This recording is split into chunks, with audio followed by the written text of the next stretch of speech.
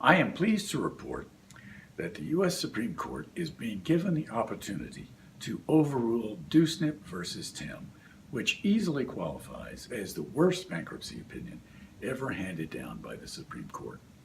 Dewsnup is that 1992 opinion where the Supreme Court ignored the plain language of the bankruptcy code and ruled that a debtor cannot strip down a mortgage in Chapter 7.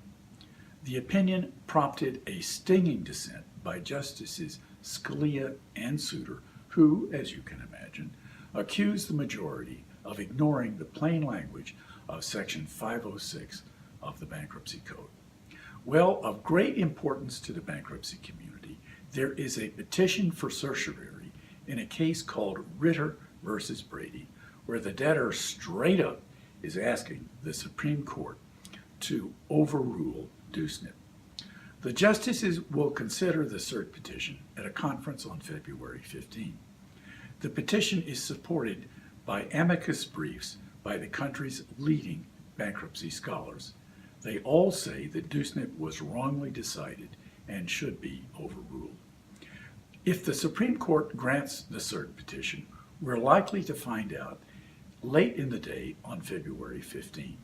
Otherwise, we'll know something more the next week. When the Supreme Court grants cert, however, the justices often consider the petition at more than one conference. So don't be alarmed if cert isn't granted right away.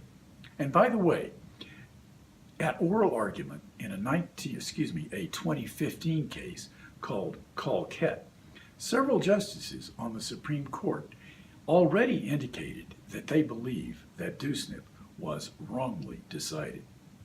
The only hang-up in overruling Dewsnup is the doctrine of stare decisis. To learn more about the effort at overruling Dewsnup, read my column on the ABI website, Rochelle's Daily Wire, on Monday, February 11.